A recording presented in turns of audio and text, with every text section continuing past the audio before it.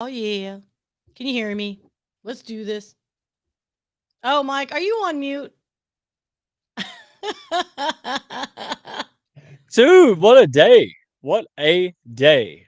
How was your day Yeah. today? Oh, do you really want to know how my day is, everybody? Everybody? We all would So, like to know. so my car's down for the count, and I've been having to Uber, and so I'm waiting for a ride so I can do an offsite appointment. But unfortunately, for those that may or may not know, I had a flood in my neighborhood, and the city was out inspecting the flood because, of course, they're trying to get themselves out of a lawsuit. We know what's going on. Well, the Uber driver saw all these cars and trucks from the city, and he deuced out of there. He literally pulled in my next door neighbor's backyard, and I'm like running in heels after him, and he just canceled the Uber. So I'm like already annoyed. Then after our meeting, I'm waiting for an Uber. Well, apparently the Uber driver didn't like the fact that GPS took him to the other side, other corner of a building, freaking canceled on me. And I'm like screaming like a mofo, going, guys, it's only 100 degrees here in Texas, please. Then I finally get picked up, but I forgot to do one detail, which is my shoe broke in the midst of all this. I get out of the Uber, fall on my ass, like hard. Like, thank goodness I am a thicker girl because it would have broken my tailbone. So that's how been my day. That's my day. Thank you, Mike. Thanks for asking. You're welcome. And my day has been so busy and packed with things that I don't understand. Again, like a guy from the medieval period looking at a spacecraft. That's how I felt this whole week. And people were saying, "Did you get this done or that?" So honestly, I would trade. I would like to be knocked on my keister instead of having to deal with a bunch of stuff that I'm not qualified to deal with. Hell, with that being said, it's called opportunity, man. I'm not going to complain about being busy and having direction. And I've got a community of people who pick up my slack.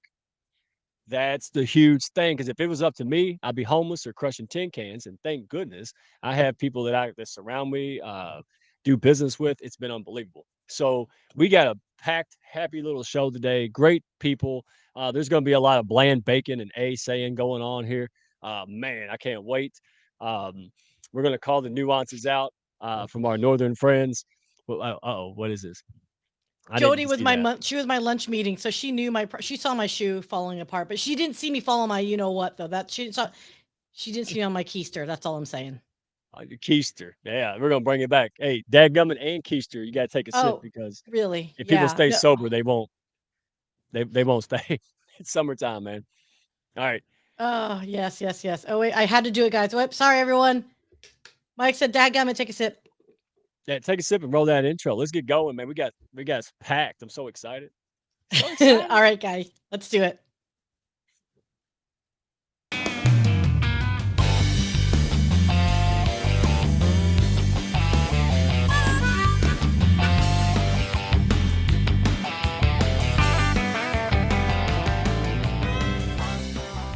Are you looking to grow your business and your mindset alongside a fun and awesome pack? Grab a chair and your favorite beverage and join Mike Ashebrainer, the business mechanic, and his win-win network for the Hounds of Business Happy Hour.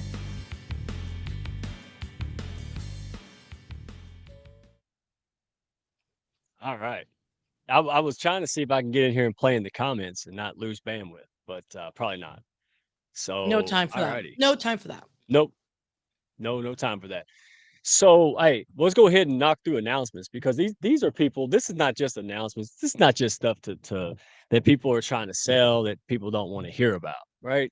This is stuff that's valuable. People are here, to forge relationships and friendships, but ultimately to do more and be more. We have valuable businesses and things that can benefit others, and we want to promote that. That's called business. That's how we pass through our value to others. And so I wanted to make sure that we highlight people that, and again, if I say it, I believe it. Okay. Nobody's paying me to say this and I don't believe in them and, sponsored by whoever because I need to pay my bills this month. I mean it. When I say this person is X, Y, and Z, I believe it until proven 100. otherwise. And I've already been through their course. I've been through their thing. I've been a friend with them for months and months. So that's why we say this with confidence. And that also, that's why I have to thank every single person. And I see Kenny D is back. Thank you, Ken. So we have to thank everybody because you guys make this possible. When you're surrounded by such amazing people, go getters, people who want to network, people who, their word is their bond kind of thing, right? That's a southern thing, but that's what we're talking about. I love it. Every day. I just tell people what I want and what I'm willing to give in exchange for that. And usually, here's the secret. You want the secret? The What? value I'm giving far exceeds and comes before anything that I can get from them. That's it. There's your secret. There's your $1 million. Go listen to somebody talk for 50 minutes, and there you go. Just wow the right people, wow them, wow them. And if they're not the right people, if you do it right, they'll tell the right people. I mean, I've clients now, clients later, and people who send me both. How can you lose with that, guys? If you're Yeah. if you're practicing the principle. So, and it's probably not the slide you had up, so I should have saved that for later. So who do we got? Who is the fantastic hound person that we want to talk about today? Because we got so many awesome things that are hitting. Oh my gosh. Uh-oh. Which graphic are we going with? Because the one I have is not what I think you wanted to talk about. So the It order. Do you want to just like go over what we had the original run of the show? Because that's where I'm kind of running with. Because like, what I order don't would you like care. me to go in? Just throw them up there. I don't care. Like, hey, we've been doing this for a year. Just know it. I know we're just gonna throw up shit because you know what? Last week you weren't feeling well. So can we talk about that first, sir? Oh, I didn't even know I uploaded that. Hey, good for Yeah, me. yeah, you did. Yeah, that so this was supposed to be last week when we were talking about 4th of July, right? Celebrating our Independence Day in the US. And this was the coolest thing. Like I've got the coolest little neighborhood. It's a little rural type neighborhood. And almost 260, like 260 degrees. You could just and there's like 12 fireworks shows going off all every night, all day long, all week long. It's amazing. Like, it is the coolest part about living where I live. It just lit up everywhere. And of course, we had a little hillbilly fun. That's the kitty. You see the kitty? That's The kitty Daddy Emma said or that, little kitty cat. yeah, the one that Daddy said, no, we're not taking it home. And you see who won that one, right? Pushover. Um, so yeah, I mean that's what I do for fun. I work and then we just hang around and just do redneck stuff. So hopefully everybody had a good week, good weekend. Um, so 2 weeks later, happy fourth. All right, what's the next one? Do we got one from like 3 Christmases ago that I can Yeah, talk about no, now? Or legit, legit. Well, I was just gonna say, like, yeah, I'm glad you had a good 4th of July because also, like I said, that's when we got flooded. So no, I did not have a good 4th of July, and I fell on my ass today. So you're just like 0 for 2 for me, nice, sir. Just saying. dude. I I'm know. telling you. I'm miserable. I'm kidding. I'm not miserable. I'm happy. I'm happy we're all here. Everyone's happy and healthy. But let's a big announcement. Let's talk about this big announcement though first, because I don't want anyone to forget. Yeah, and that's all the stuff I was saying earlier. Just remember that and put it to this slide, right? So that this this is what we're talking. During COVID, I couldn't go out and play like most people in their late 30s, 40s and up. So what did we do? We went on social media. Most of us didn't know what we were doing, myself included, and we just pitch slap and spam people because we didn't want to be homeless, right? And have to get real jobs or whatever it may be. So this was the responses. I just wanted to make friends. I was convinced 1000% that if I got to help people with my experiences, so problems and challenges that I've overcome, right? If I was able to help them do it in 3 months versus like a year and a half, right? That they would like me. And then they would decide to take a look at my business and look at the value I bring. All right. Now that sounds very pie in the sky, but here we are, right? Over almost a year and a half later, and what's organically just started as a group of friends, a ragtag group of people who wanted to put relationships first, who wanted to do big business in our way, and forge deep relationships with people that we know, like, and trust. That has turned into that redneck Camelot I'm always referring to, called the Hounds of Business. And lots of business has been done. We're still tallying, but quite frankly, it looks like it's over a million, perhaps. I mean, there's a lot of business going on, and it's all because birds of a feather flock together.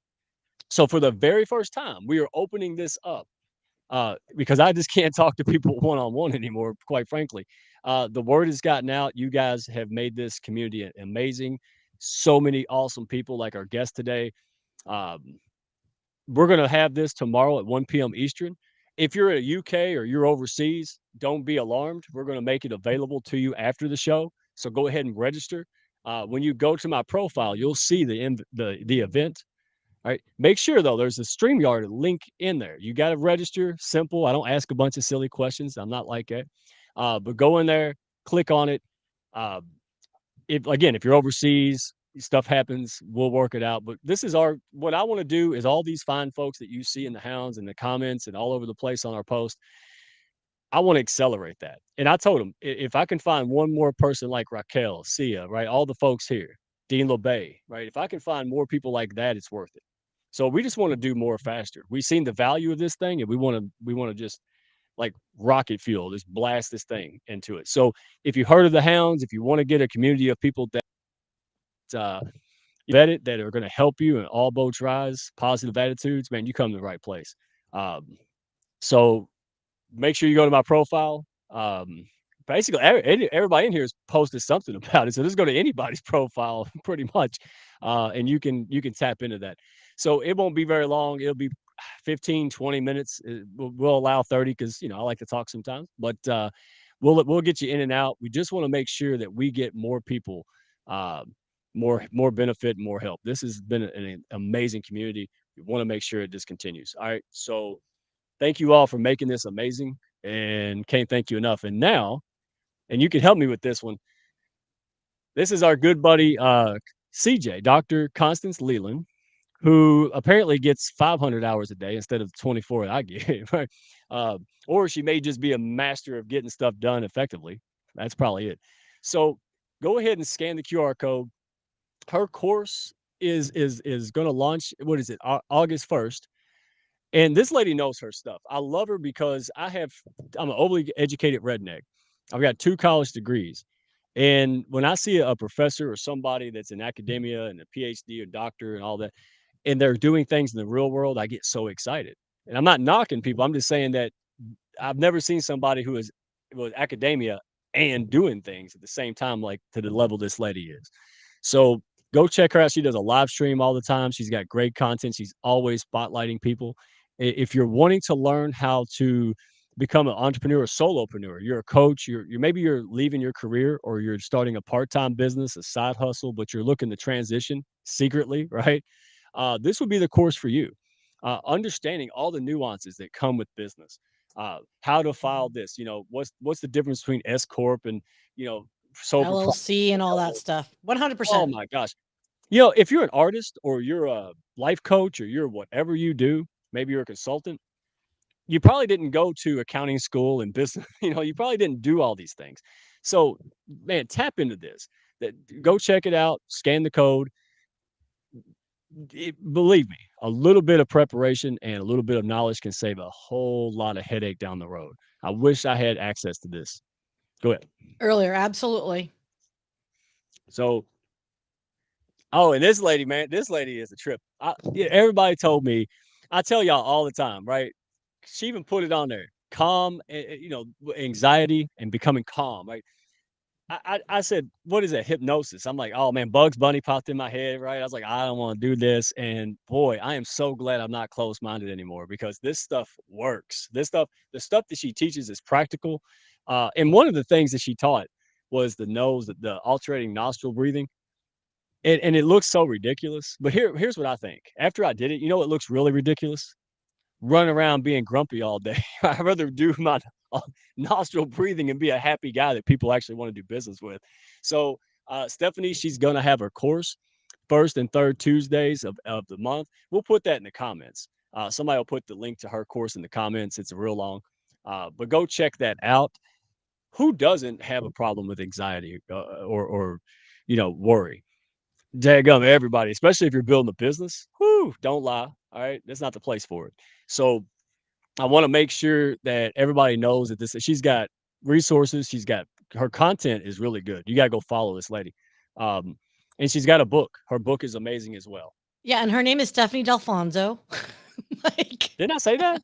no, I didn't say her that's okay. name. All right. You did it. You did it, but that's okay. That's okay. It's Stephanie Delfonso, guys. Check her out. She is part of the Hounds community, and you will be able to find her. She is just an incredible resource, and she's just been so gracious. And for anyone that is into ASMR and all that sound stuff, she has the best voice ever to calm you down. I love it. And she's actually joining tomorrow night with our special guest. So I don't want to give that away, but she will be a guest tomorrow night. So you definitely need to check them out with Soaring Profits, who are our guests. So we'll talk more with them, and we'll get that going.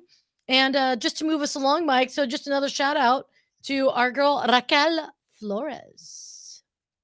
Oh Rocky. yeah. She is a critical core team member. She is a great resource and just a lovely person in general. Her shows are all on Saturdays. We do change up the times because, quite frankly, Saturdays are lovely relaxation days. And some days we want to go on earlier, sometimes it's later on the day. And it largely depends on where in the time zone our guests are because we've had international guests. So, guys, hit up Raquel Flores Connection Corner. She's amazing. Everyone loves her, and connect with her. And I know pretty much everyone here knows who Raquel is anyway. So let's just move on to the next thing here. So I know we talk about a lot of events and all that stuff. It's because there are so many great community members. So what I've done as a Hounds community member is I actually opened up my own business website to highlight fellow people who I just think are amazing. And so what I've done is I've taken their profiles, added on to it, and by all means, check them out because I'm a big advocate of everyone having and shining their own lights. So you too can have your own brilliant beam. And when you combine everyone's Care Bear Power Stare, you will be able to, uh, be just more powerful together as a crew. So, on that note, Right. when we are powerful as a crew, it's because we're largely doing events together. We are always building content with each other, collaborating with another, jumping on each other's shows, etc. This is something that we think everyone really firmly should do, and that's why the Hounds community is so unique because we actually support one another and go to each other's shows when we can. We're all about hashtag team replay if we can't make things in real time. So, really, guys, this is a great resource. In essence, what I wanted to do was people get overwhelmed with their day. If you just saved brilliantbeingmedia.com/events, you'll know for that day what shows are on and what live streams and what content appeals to you. You don't got to worry about filling up your calendar with bookings and whatnot. You can check this out. Very similar to how you would on any content calendar for like, oh, I don't know, music and festivals if you're like me. So rush that through, but I wanted to make sure we had time to introduce a very special guest, Mike, right? Oh yeah. Yeah. And there's an apostrophe, but I think I let it get in my head. So let's bring up our first special guest. Very Is much the it is it beautiful Miss Miss Renee. Renee? All right, the Hi. apostrophe threw me off. How are you today? Hi, I'm fine. I'm fine. Thank you all for having me. Oh, my pleasure. My pleasure. So you're here because I saw you I saw your picture on Raquel's connection corner, right? And so Correct. you're looking for a career, right? A new job. Is that it? Yes, Well, yes. I'm glad. Actually, go ahead. No, go ahead because all I know is this, and I want you to fill in the blanks for all the fine folks watching. I know that you're a remarkable executive clinical director, right? Not my words, someone else that has credibility. And but driven by well, first of all, you're an Air Force veteran, right? So hey, hats off to you. All right. That thank you for your service. That is amazing. Says a lot about you and your drive and character. Um, and fill in the blanks. What did I miss? What's your background? What are you coming from? Yeah, so no, it's just truly an honor to be here and part of the Hound team. I'm excited to be showcased today because I'm really interested in pivoting roles to a new opportunity from a local influence to more of a global impact. And you ask, what does that mean? I've had the privilege of being the innovative architect, if you may, and local health authority for the third largest jail in the country, and that's in Houston, Texas. It's Harris County Sheriff's Office. My sphere of influence spans over approximately 10,000 to 10,500 incarcerated residents daily. That's about 3 meals a day, over 1,000 clinic visits in 24 hours, well over 150 million budget, and various mental health and behavioral health needs, and to include rehabilitation with the goal of decreasing recidivism. I collaborate with advocates, commissioners, courts, judges, and city and county officials, federal organizations, and the scariest of them all, mommies, right? I also am responsible for the health and well-being of over 3,500 employees, to include educating them, training, occupational health needs, and daily questions. I've enjoyed all of this, and I want to make a greater impact, and it's time for me to exercise my purpose in a bigger way. My motto is, a healthy tomorrow starts today. It is a fundamental belief and a passion for me to make a salubrious future for our children. My goal every day is to ask myself, what can we do to support this, and get to work? This can span from a zero suicide focus to ensuring clean water and or educating on the next pandemic, right? Such as you were out for COVID. I'm the person for the work because I have the skills. I refer to myself as an innovation architect, as I said earlier. I not only support innovation, I believe my role is to design and create opportunities for innovation within an organization. I play a crucial role in identifying areas for improvement. I foster creative thinking, implementing strategies, drive innovation. I design frameworks, processes, and structures that enable and support innovative initiatives. These includes collaborating with various stakeholders, facilitate ideation, and guide the implementation of solutions. Overall, my focus is on shaping a culture of innovation and providing the necessary direction and resources for transformative change within our community. When it comes to resilience, I like to refer to myself as, I have bounce back power. This lies in positive impact it has on any organization. I embrace and leverage my bounce by demonstrating the ability to adapt and recover quickly from setbacks, challenges, and our changes in ever evolving business landscape. As an executive leader, seizing this strength of my bounce means several things. That means I can navigate uncertainty with composure, maintain a positive attitude, and inspire others to do the same. Overall, I serve as a catalyst for growth, innovation, and thriving work environments. And as far as team, my resilience serves as a source of contagious motivation and encouragement for my team during difficult times to perform at their very best, even in the face of adversity. My question to you and our listeners in on today is, who do you know that I need to know? You can support me in my ambition by connecting me with those people. That would include people in public health, health departments, executive leadership, healthcare, CDC, Department of Defense and Environmental Readiness, emergency response. And if any of our listeners are wondering, could this be a good connection for her? Go ahead and connect me anyway. I'm reaching for a goal of 500 connections, so help me get there. So again, I want to thank you, Mike, Sia, Raquel, my new partners that just jumped on, and the Hound community for this amazing opportunity to connect with you all. So thank Oh, you. wow. So, thank you. Oh, gee whiz. So first of all, we got to work on your Snap, right? So we got to work on your stage presence, right? Wow. So I can tell that all the things you said, you've actually done it, right? 'Cause you just come up here. We Yeah. haven't met before. That is impressive. I'm Yes. here's what I'm gonna do. You're gonna take my show over. How about that? How about you're gonna interview the fellas, all right? But hey, one thing I do have a bone to pick with you, Renee. I do got a little bone to pick Oh with. Did you say no. salubrious? Is that what you just said on my show? Now you gonna make me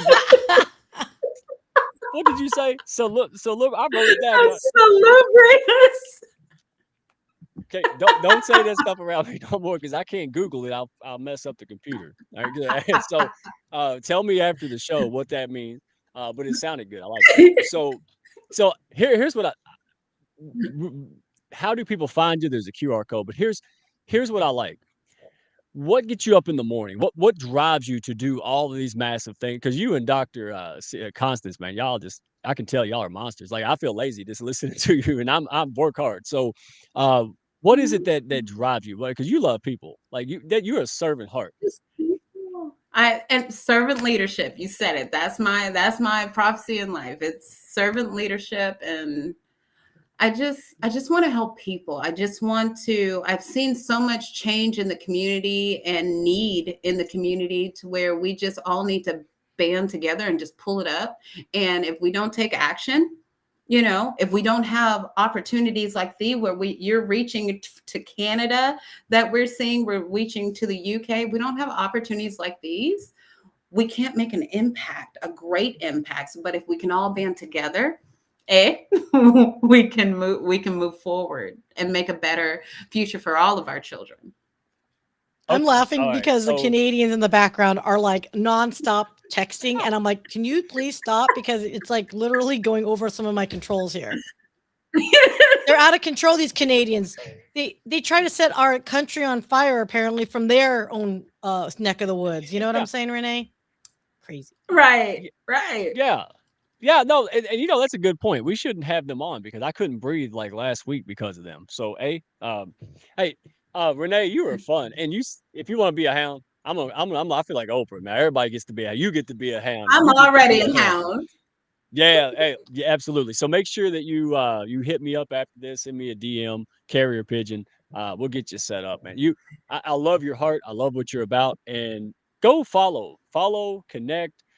Go show love on the comments of her post. Spread the word. Um, good people, and obviously she's got a resume like Tom Brokaw for Pete's sake. So like, there's nothing here Thank that you need to wonder. It's just who do we know that could refer her to someone else, that can refer her to someone else and introduce them, that can land a win-win position. So thank you so much, Renee. Man, I'm excited now. I was going to sleep. Now I'm pumped. So I'm gonna need to be to handle these guys over here that's coming. So whoo. All right. You So rock, any Renee. last Thank words? You got you. anything else? No, No, I just thank you for the opportunity. Remember to connect me. all right. Hey, Thank you so I'm a tag. much. Woohoo, everyone, thank Renee. Man, that was fun. And Trevor Porter, she said another word, but I was like Windows 95 when she said when she said salubrious. I crashed, so I didn't even hear nothing after that until it restarted. One syllables again. There's literally a meme for that where it goes done, like the Microsoft like blue screen of death, like done. That's- Dude, yeah. And then you got the gremlins, the Canadian gremlins back here messing up Dude, the things. you guys, they've got Love it. they're blowing up the private chat so much it's constantly blocking some of the controls. I'm like trying to minimize it, and they're like, "Nope, we're gonna do more." I'm like, "Oh my gosh, these guys are crazy. Should we just bring them up because they're driving? They're driving. I think they're getting a little edgy. Yeah. These ones, they're Oh getting a yeah, little dude, these prickly. guys. Oh my god, I can't even pull them up. Raki, you stop texting too. Oh my gosh, these people. Wow. I feel like we're the comic relief. You know, like the Shakespearean play where they have all the classy people, smart people, and then they have the people that come on for the bullpen, and we tell the racist, the racy jokes. I don't even know how to follow her. Like I feel like we Oh my shouldn't. god. I feel like it's just going to prove that we're not intelligent. Yeah. I'm worried because I'm not going to use any words like the word that she said that I don't even know how to say. Love it. Yeah. Yeah, there's Hey, there were let me some add good to that ones. real quick. Let me add to that. So the next time I see somebody on Raquel's show, I'll be like, you can't come on my show because they're all hyper intelligent people. Like they're all insanely intelligent people. And I got to get a daggum thesaurus out to find out. But again, all jokes aside, I love this. I mean, to be in a position to be able to meet folks like this. And I met you guys the same way. It was somebody else. Matter of fact, in this case, it was Michael Gale. You all reached out to me, and honestly, I was about to block you and throw you to spam, man, because that's how, since I'm an old man, I'm like Gargamel now. Like the Smurfs are bothering my email, and I just block it. And then you all said Michael Gale, and again, we joke about that, but think about the power of this. Yeah. If you hadn't said Michael Gale, none of this would happen. So there's a lot of lessons that we can unfold together tonight. Um, but the power of good people with credibility introducing and quite frankly advocating for. Michael Gale was like, no, these guys were fun, they're great. He said the same thing, good things about me. Here we are. None of us were wrong, right? That's the key, right? Nobody lied about it. Um, and it's continuing to go. I would say like a forest fire, but that's in bad taste right now. So I will say it's contagious like a positive cold virus. I don't know what the hell, but you follow what I'm saying. So go ahead and introduce you because these folks here's what's fun about you guys. You guys came out of nowhere, out of absolutely nowhere. Y'all might have had like 4 weeks. I don't know. Y'all have not landed. Y'all didn't know LinkedIn. You were brand new. You had like 2.5 followers. Blah blah blah. Right. And dude, I noticed y'all. I seen it. And here's my internal thought. Wow, I'm glad I found these guys before anybody else did. That's what I think every single day in the Hounds, right? So, Patrick, all right, tell us a little bit about you and why you busy guys who really you don't make money on this. You don't do it. You just so tell us who you are and what prompted you to spend more time out of your busy day to push up others on your live streams and Well, yeah, podcasts. Mike, exactly. And you nailed it with that. Is that so our story at Soaring Profits is that we decided to come up with a podcast after, oh, I don't know, James, how long was it? It was months, if not years, that we were talking about it. You were like, Patty, we got to do this. Because we would go places. We would have these really interesting conversations ourselves.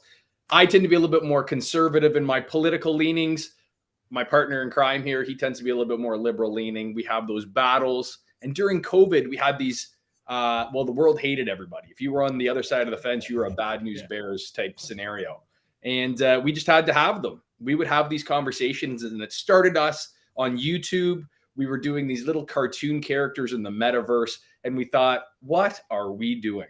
And we started trying to increase our production quality. We trying to figure out what's next for Soaring Profits, because we were just kind of floundering. And we came across Michael Gale. And Michael Gale introduced us to you lunatics. And I've said it before, and I'll say it again, that this beautiful little cult that you guys have created to foster and grow people, it's fantastic. And what you folks are building here and the opportunities that you give us is amazing. And that's where we are right now, enjoying everything that you guys have to offer and experiencing it. And I want to thank you guys for having us tonight. And I'm sure James, he can pipe into some of the stuff he does. But my background, I'm kind of the financial guy. James is a little bit more the touchy-feely. He's lost a lot of weight. He's done this personal transformation in running. I do finances. So my background, I've been an entrepreneur since I was about 17, 18 years old with my father. My father was a horse trainer, bought and sold businesses over the years. They had paint and decorating franchises here in Canada. And that's where I kind of cut my teeth in business. The first business that I started was a Hearn saddlery, and it was an import-export business where I was bringing products in from all over the world.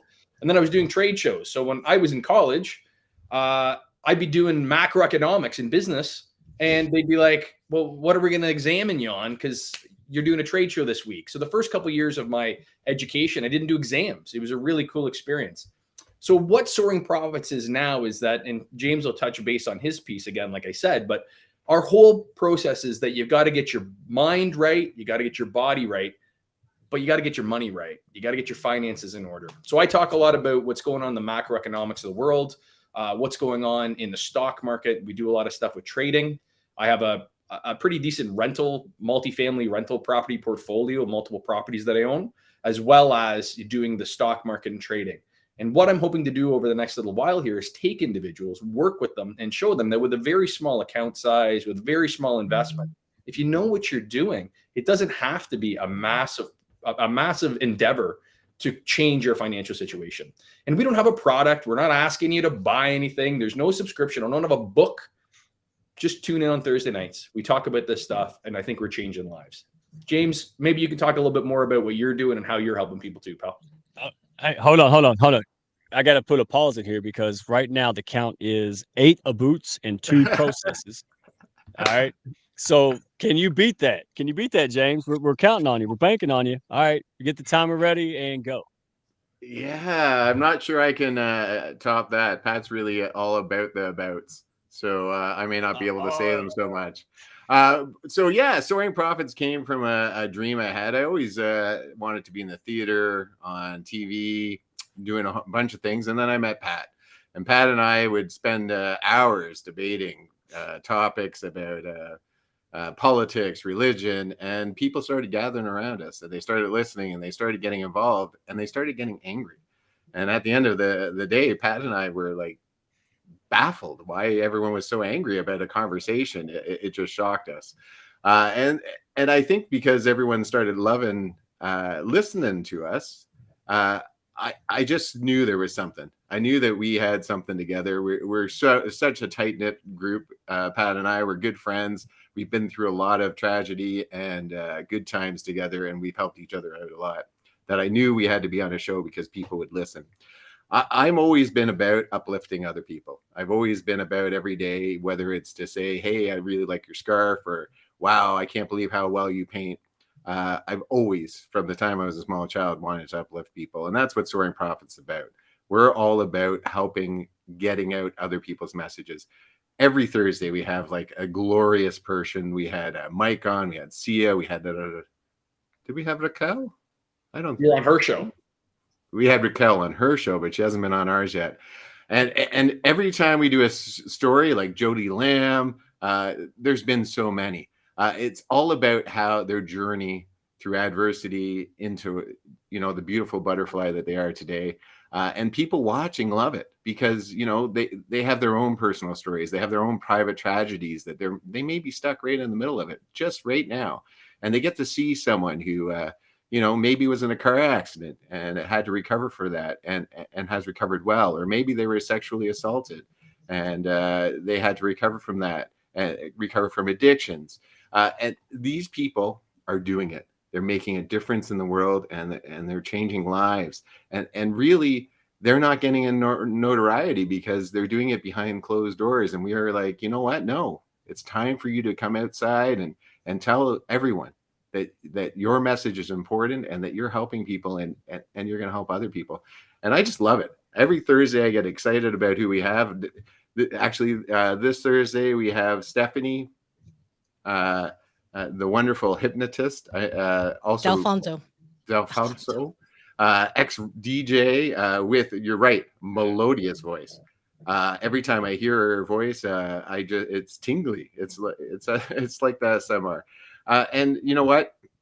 I think if you can come out, check out our show. It runs about an hour long. It's just a good conversation, getting to know someone. I always say to the guests that come on, picture yourself, you're at a bar and these two, well, the good looking old man come up to you and the young, well, you know, one day he'll grow into and his gangliness and be pretty. We come up and we go, hey, what's your story? Who are you? And that's just what it is. We talk about politics. We talk about whatever the guest wants to talk about. It's the guest show. And I hope you can come out and join us because I know I love what I'm doing and people seem to like it. Dude, hope that was enough.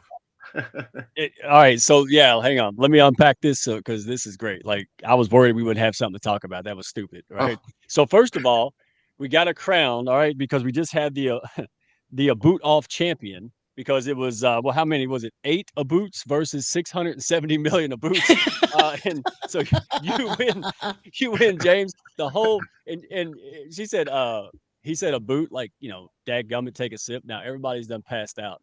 Because you said so number 2, the Great Awakening. I don't know what is going on, and I don't pay attention to things a lot of times, but I've seen a whole lot of people, and this is the fun part, is people who are respectable, credible, people who have led things, right? And they're just sick and tired of being sick and tired.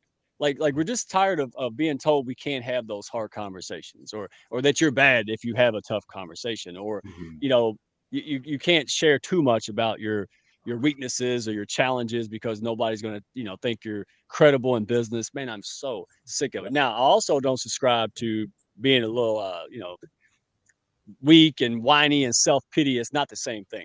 Yeah. So this is what's fun to me, is that I'm finding people like you all, and we're all finding each other like magnets, because we're not that, to me, I don't know. What's your take on this? So do you think that COVID, what do you think contributed to this kind of mental health kind of, hey, let's drop the facade, let's share the knowledge and the experience versus, you know, being judgmental and holding it in, right? What do you think? Mike, I think, you know, you nail that in such a unique way, because I bring so many things back to COVID in regards to exactly what you're saying. COVID brought out an era where you weren't allowed to disagree. You weren't allowed to have, you know, differentiation of opinion.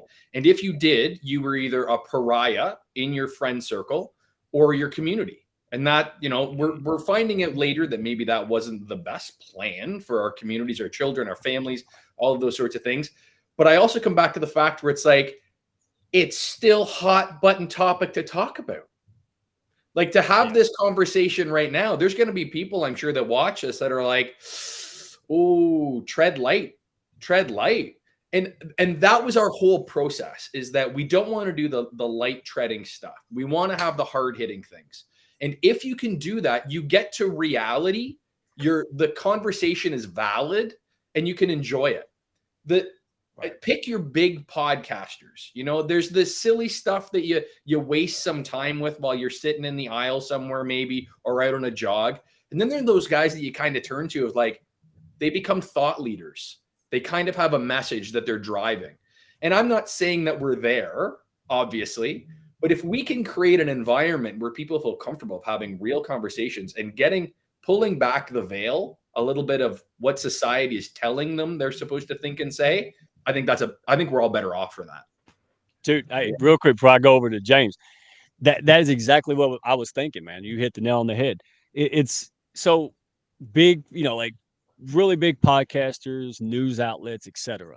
That's all driven by ratings and money. What I love is people are coming up closer to that level, like people, just regular old people like us, who have real conversations. Like, we're not getting paid billions of dollars to talk about these things. Like, we actually care about them. We have authority in it. We've experienced it. So, and people are listening. See, that's the thing, right? I don't have a multi-billion-dollar TV network, but people still tuning in on little old LinkedIn to see little old redneck spotlight and showcase people and give them value, right? So what's your take on this, James? I have so many takes on it. So my main take is that at some point we lost sight of what real freedom of speech is, and we shut down people without allowing them to talk. Pat and I talk about our dads. We have similar fathers, even though he's younger and I'm older. Our dads were very similar, that you could talk about anything. We would literally sit around the dinner table. I know he did too. And you'd have arguments about religion, politics, sex, whatever you had to talk about. But at the end of the day, you knew you loved each other and you respected each other's opinion, and maybe you learned something. I think it's ridiculous to shut down every conversation. Like, I think it was ridiculous that no one was allowed to talk about COVID, that you only were allowed to have one opinion. I think it's ridiculous that we can't talk about certain religions or can't talk about certain sexualities without everyone getting upset. That's how I learn.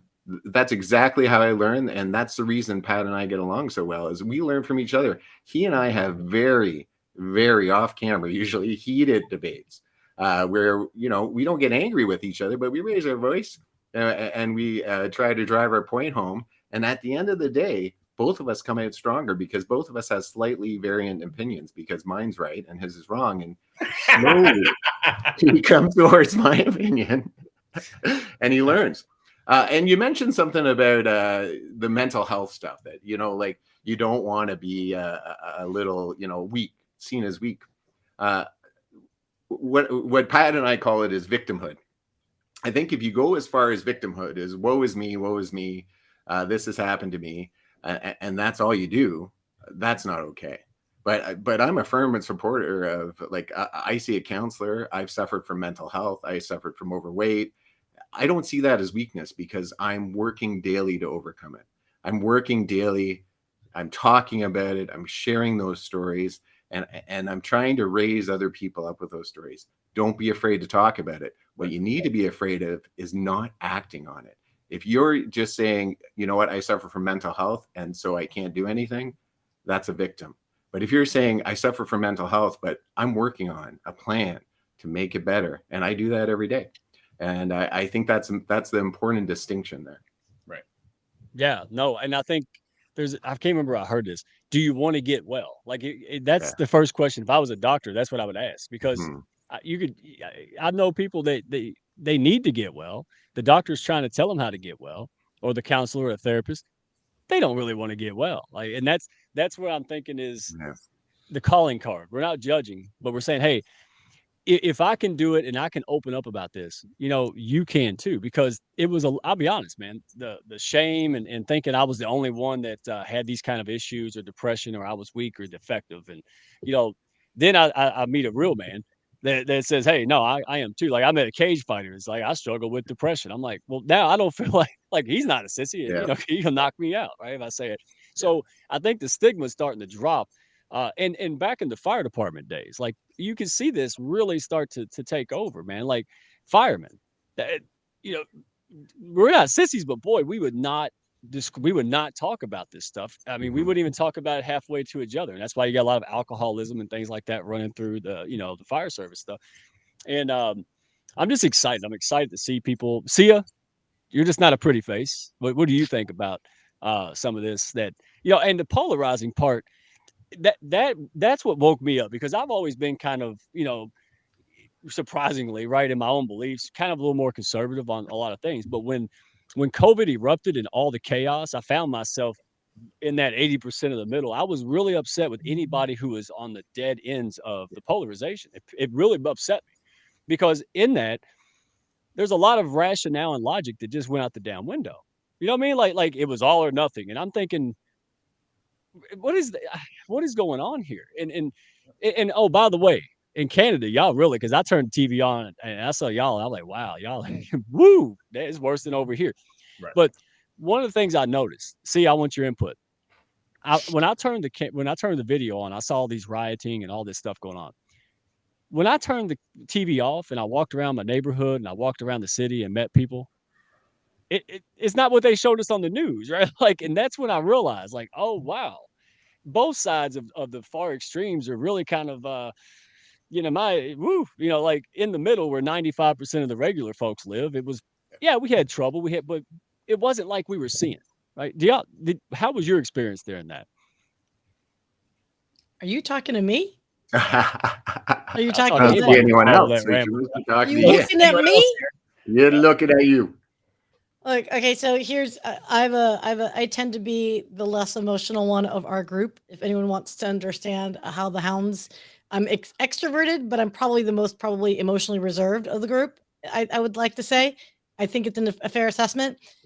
Here's the thing I think about mental health and the ability for us to communicate our core thoughts and how we are feeling in moments, is that we have to understand that we trust each other to even share those types of emotions with one another, right? And I think fundamentally now, I think as each generation has gotten older and more experienced in life, whereas when we were all in our 20s, you guys, when we were millennials, sorry Patrick, when we were the millennials of back then, we were considered young, foolish, or we thought we had the world, we knew it and everything. I think life experience happens, right? And whereas older generations, I'm a Gen Xer, I don't mind saying it, we were taught very similarly to the boomers, right? You hold that stuff back, you hold it in. We were the latchkey kids. If we wanted to cry about something, we cried to ourselves, after digging into a big old bowl of peanut butter because no one was home to feed us, right? You just become self-sufficient because it is a shared experience that we are going through culturally. I do think now with the Gen Zs coming up on board, they're all about being in tune with emotions. And I agree with what you were saying, James, before, which is, look, if you're just going to cry about your challenges, that's okay. Live in that moment to cry that you've experienced something. But at the same time, don't wallow in it, right? Understand that you're experiencing this for a reason and take whatever lessons you can. Yeah, you're going to cry, own it. It's okay. But what are you going to do next? And that's where my head is. And when it comes to the way we've got extremism and the way we portray mental health, I don't care what party side you're on. You guys, my comment on that is, who owns the money flow? Where does the money ultimately go, right? Follow the money trail, because either side extreme viewpoint will always sell, because you're always going to get people that are wanting to argue with each other, to be distracted away from the task at hand, which is ultimately how the hell we're going to make ourselves better as individuals, as a society, culture, all that good stuff. So that's my answer. And he's telling me to smile. Mike, you asked me these questions, young man, and I'm just telling you the truths. Yeah, I wasn't telling you to do anything. I was talking to people in comments, but yeah, you should smile, young lady. That's why you fell. Hey, that's why you fell on your Keister day. Remember the Wizard of Oz? You better be nice when somebody drops a house on you too. Remember? Okay. If you guys really want to know, and I wasn't going to share it, but I'm going to share it. I'm going to share this because you know why? It upset me. That's how dead the shoes are, you guys. That's what I fell from. Wow. That's what broke. That's why I fell on my freaking ass. Probably because it was made from a waffle iron. Did you see that, guys? Did you see that blue waffle iron in there? Like, they are hollow shoes, man. It's like my daughter's got some like little play shoes. Well, all right. You know that's how shoes are made, but okay. No, I don't know. I never made shoes. I don't have a shoe shop in town or anything. Horse and buggies, yes, but shoe shop, no. All right. So I've never tore my shoe in two to see what's inside either. yeah, Junk. I was gonna say she's got junk. All But right. she's beautiful. She don't even have a car. She fell out of someone else's trunk. That's what anyway. I All right. know. So, It's a tough all one. right. What the hell were we even talking about? Is anybody following this, or is everybody Yeah. drunk? Yeah. Hey, we have some great questions though Yeah. that came up that I really do want to ask that was actually addressed to our wonderful Soaring Profits men. Excellent. And one was from Janice. Mhm. If I could find it now that there's been a lot of comments. You guys have to like scroll and find it again. CJ said, "Go fund me for Sia's shoes." Oh wow. Nice. Oh look, Melissa. I won't Houston. say Oh, no. wow. I'm so bad. You guys, I hate shoe shopping. So Oh. yeah, if you wants to like buy me a personal shopper to buy for me, please do. Thank you. To answer that question, I'd say our friendship has gotten deeper, if anything. Well, wait, the let's read the fact that question. James, let's read the question. Oh, okay. You want me to? Yeah, With your different outlooks, conservative versus liberal, is there anything that has changed because of your friendship via the podcast? Yes. Yes. If anything, our friendship has gotten deeper because we have separate viewpoints. We don't always disagree, but and we find out we have more common than like if you think about family, if you think about love, if you think about helping each other out, if you think about Pat is the first one to lend his truck to someone to help someone out. For God's sakes, a couple of weekends ago, he drove me to the lake with his boat, unhooked it, put it in the boat, and then drove away and went to work while I sunned myself on the boat all day. Then came and picked me up. We agree on so many things, but it's the stuff that we disagree that gives us a deeper understanding of each other. And I think that's the beautiful thing about it. And I think it's very enjoyable when we're interviewing other guests because we come from it from different angles. We get a deeper kind of feeling of who they are. Wouldn't you say, Pat? Yeah, so now that you've done with that bullshit rose-colored glasses, well, well, my opinion is I do tend to be a little bit more tinfoil hattish, and I will take that on. And a lot of that is my worldview because, like Sia was talking about, is I'm very much follow the money. I've studied macroeconomics. I study micro. You can ask me about different things that are going on in the world, and my viewpoint comes from where the money is, why the money is, all these things that's going on. We did a whole segment on Elon Musk when he was buying Twitter. People were like, what the hell's going on? Why would this guy want to overpay for this tech company? What's going on? And we laid it out and we looked at, these are the options. This is what he wants to do. This is what we think could happen. What's really behind it? And when you follow the money, you just have that extra layer of like, that makes sense. Like I say, I'm a little bit more tinfoil hattish, but James is also one of my best friends, right? At the end of the day, we laugh and joke and we shoot the shit. We bug each other. We have so much fun. And now we're bringing these third-party guests in. They get that little snippet of it. They get to tell their story. We get to ask these really cool questions and go from there with them. And it's awesome. It's Thursday nights. It's a great time. 9 o'clock Eastern. That's our shameless plug. Check it out. And like, subscribe. Yeah. Send money if you want. Yeah. Subscribe. Where's the GoFundMe for that, guys? We're currently looking for sponsors if anyone wants to sponsor us. There you go. We'll sell anything. They got to sponsor me first. Where's my pillowcases? Yeah. Yeah, dude. Hey, that pillowcase is no joke. Like that's the problem. Like I wait 3 months after everybody else, and then I'm like, oh, I should have done that. So, wow, like there's so many subjects I can't even figure out which question to ask. Did we have another question in the What's going to get us canceled? Let's do that one. Let's do the one that'll get us canceled. That's always a lot of fun. Yeah. Yeah. No. Well, we've danced that little dance jig a few times in the beginning. Oh, dude. So like, how many episodes have you all done yet? Because you're fairly new, right? So about how long have y'all done this? I can't even fathom how many we've done. So it's been about a year and a bit. So we just went by a year. I know that it seems so much longer that you've had to deal with me, honey, but we've we're on like 60 weeks, I think, approximately where we are right now. Now, we've done a lot of nights like this where we're doing an interview with you folks. Tomorrow we've got 2 before our Thursday night live. So they become a little bit kind of prophetic in the way that they come across. There's just a ton of them at this point. But you know what? At the end of the day, Mike, we've had interviews with some wildly impressive individuals, right? And take somebody in your family, take a friend of yours that you're just kind of like, you're really kind of a cool person, and then give them a platform to tell their story with, you know, an opportunity to kind of drive that home. It's kind of unique when you have that opportunity to let somebody shine their light. And that's what this is all about. It's been really cool. And we've enjoyed all. Yep. It's Care Bear Stare. Can what's the Lion Heart? Can I be that one? That's you no, want to be Michael Lionheart? Gale's Lionheart. You can be grumpy. Michael Gale. Got it. Cool. You can be grumpy. You'd be miserable. I still got some of his original toilet paper roll right here. Michael Gale, appreciate you showing up today, bro.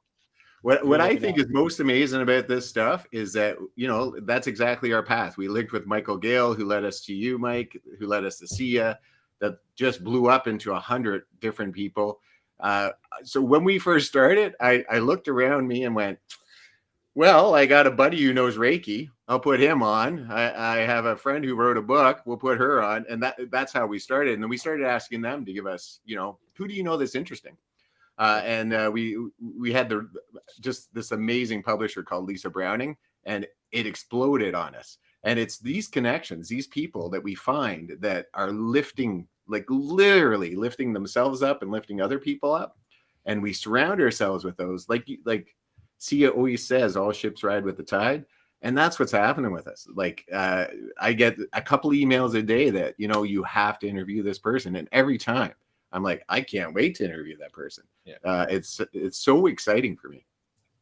Hey, Dean LeBay, gosh, man, that guy.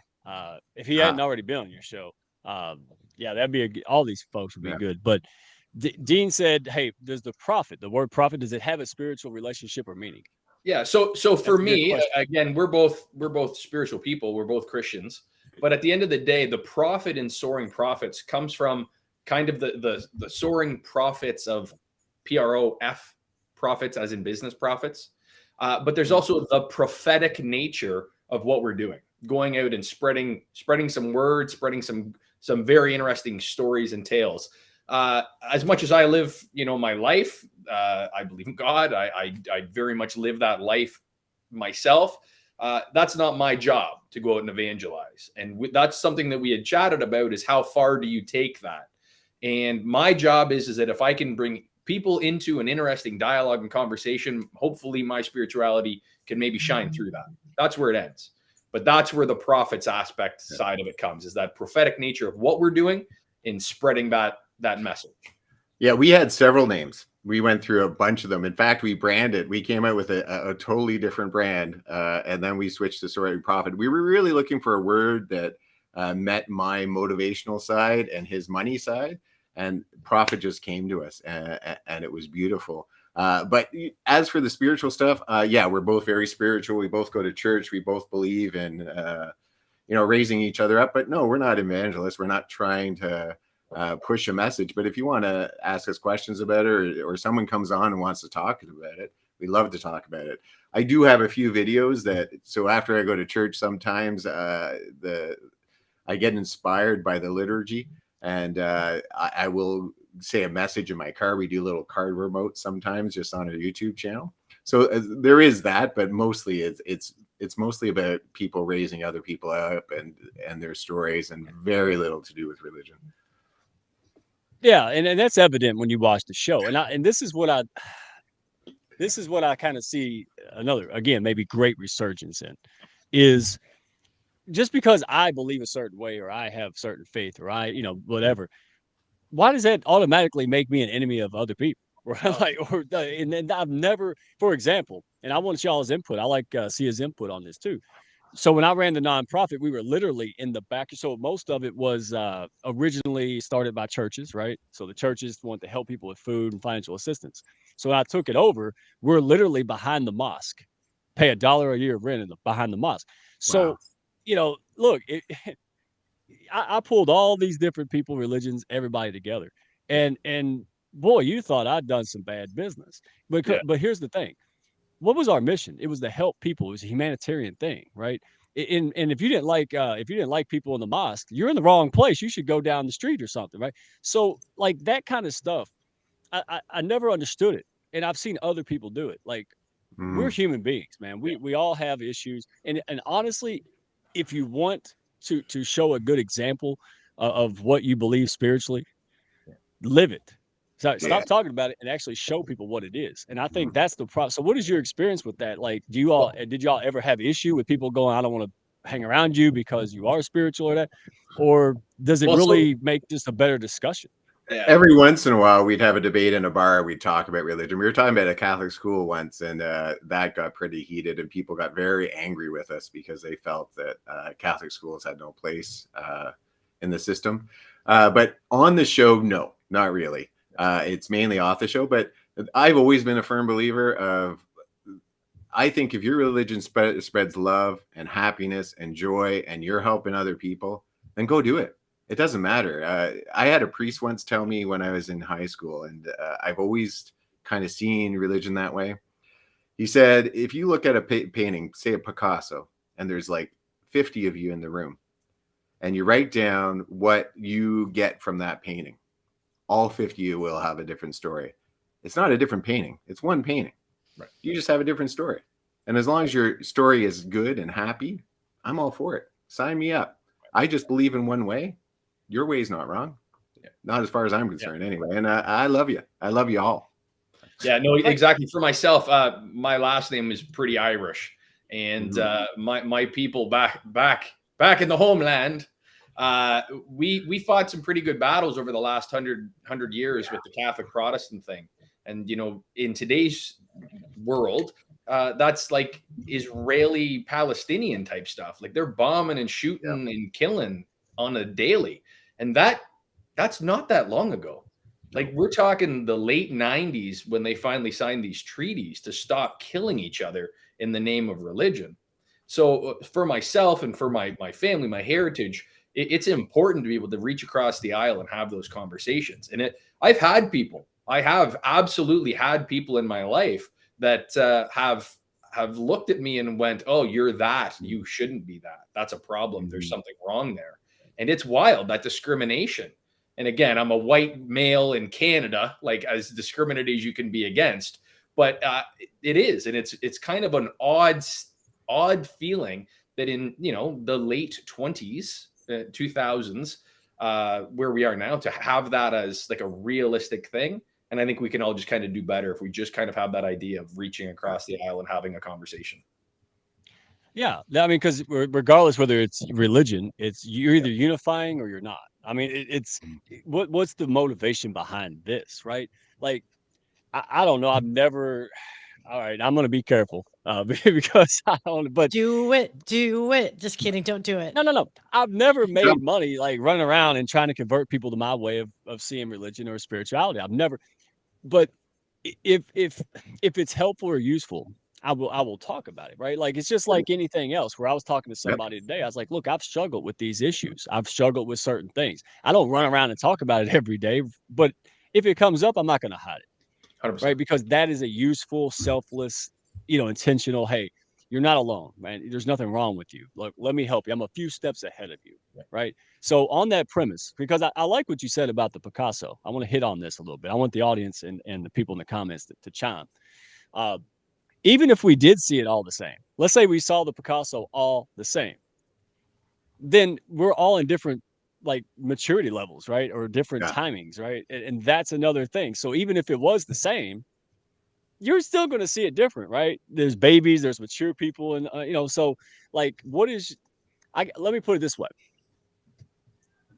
how do you go about? I mean, so you don't shy away from it, but how do you, I guess, moderate it? Like, how do you make sure this shit don't go up the deep end? I'm trying to find a tactful way to ask this, because me and C has done that. We've been on there before. Some other hounds, like I've seen Lachelle. Lachelle tackles some really hard stuff in a really great way, right? Supermom, American Supermom. So how do you guys have you ever been in a situation where you're like, uh-oh, this is getting out of hand? Like we didn't know if it was gonna go this far. Like, tell us. I would say not with guests. Not it's, with guests. It's mostly with James and I. But like for us and you guys all, you've been on our show, so you know this. One of the first questions that we asked when we get back there after we kind of do the howdies and we start breaking the ice is there a topic that you don't want to talk about? And it is wild. In all of the people that we have had, there is nobody that has ever said, I don't talk religion. I don't talk really X. Politics is the one thing that a lot of people will say, I don't know. No one has ever came on and said, I don't want to talk about religion. Ever. So I think in a lot of people's minds is that it is, you know, you don't talk about politics, you don't talk about religion, you don't talk, what's the other one? Sex at the dinner table. Isn't that kind of the old saying? So I think that we sorry, Sia, what were you saying there? Was there? I was thinking of a Woody Allen quote, right? Only if it's done really badly. It's like the same thing. I love it. Yeah, I agree with that. If you look at our older stuff where it's just him and I yattering on, yeah, we get pretty heated and debated. But really, like Pat and I talk about this all the time. Our goal is, you know, if Mike comes on, it's the Mike show. If Sia comes on, it's the Sia show. The less we talk, the better. We tell our guests, you know what? Because every once in a while they're like, oh my gosh, did I talk too much? I'm like, no. If you like, there was this one guy, we asked him one question. He talked for a half hour. Loved it. Pat and I loved every second of it. We're not there. We're trying to raise everybody up. So we will give kind of slight opinions but they're mostly transitional. It's like, oh, we're summing up what they said, and then we're moving into the next question that we kind of have planned. I have planned. Less about our opinions because we want to know about the person there. You know, every once in a while, he and I'll do just a show, just him and I, and that's when our opinions come out, and they come out like a firing. If you go back and look at some of our stuff, some of them are heated. But when we have a guest on, it's not about that. It's about them. I just really enjoy asking questions and exploring things that will like share their story. Yeah. Well, I'm going to take this time for a shameless plug. If there's anyone out there that's watching and checking this out and listening to this, and you've enjoyed the way that you've heard this, like I said, Mike and Sia can obviously attest to this. Check us out. First of all, if we haven't scared you off at that point, QR below us there, Sia's got the hand action going. Get in touch with us. Connect with us. Get in touch with us where we can have a conversation about what you do, who you are, what you're representing, products, businesses, services. Our goal is to get you into a position where you can become a thought leader. That is our whole plan. We want to give you a platform where you can come out there, have a clear and concise dialogue in a friendly format. What could be more fun than hanging out with a couple crazy Canadians, right? So let's do that. Get in touch with us. And again, that's my shameless plug. Thank you for having me. Love it. Mm-hmm. No, I love it. It was great. No, and I loved it, man. It was probably the most. It felt like I was on a roller coaster, like in a good way. Not the wooden ones, the actually good ones that strap you in, right? So, like, I loved it because it felt like it took 10 seconds, and I didn't want to stop. And people were engaged in it, and you guys are great hosts, man. So, thank you. Unless somebody's got a question, I don't want to keep y'all all day. But so you've done this for about a year, right? When was it? And just elaborate however you want.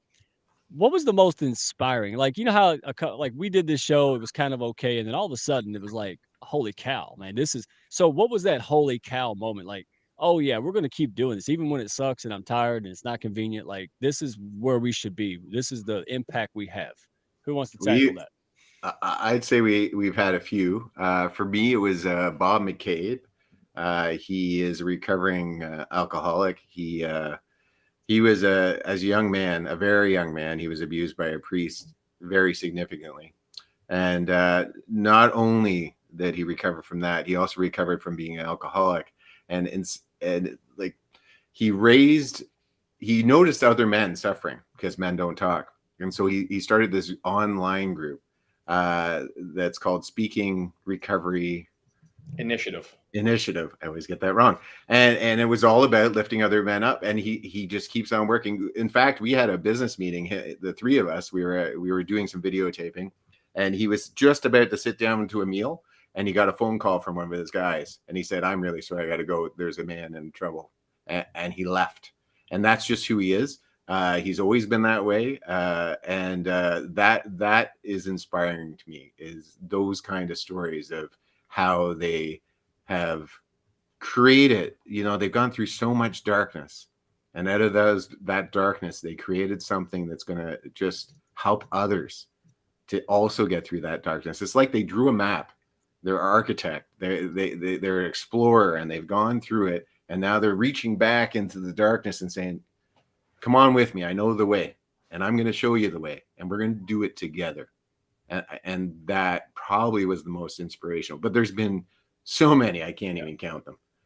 Yeah. So yeah, for me, again, Bob McCabe was one that really hit home, and it's one of those things that, like we talked about the faith pieces, that one was a very difficult conversation. Yeah.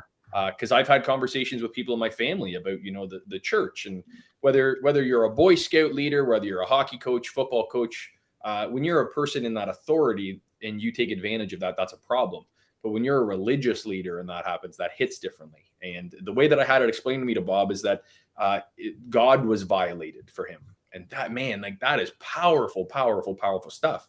And after we had those discussions with Bob, he ended up inviting us down for a shoot in a studio where we interviewed a number of survivors. And that was an amazing experience. But we've had individuals that are ultra runners, marathon runners, and like, that's enough in itself. These people run hundreds of kilometers, but we've had 2 individuals that are blind that do this. From an athlete perspective, that's wild. But like, not even just that. Not even are they just ultra runners. Not even are they blind ultra runners, but they have to build a community to support them through that process and that endeavor, and they do it. And the ability to bring people together. You guys want to talk about building a community? These guys do it to run 500 kilometers on a broken leg. One of these, right? Yeah.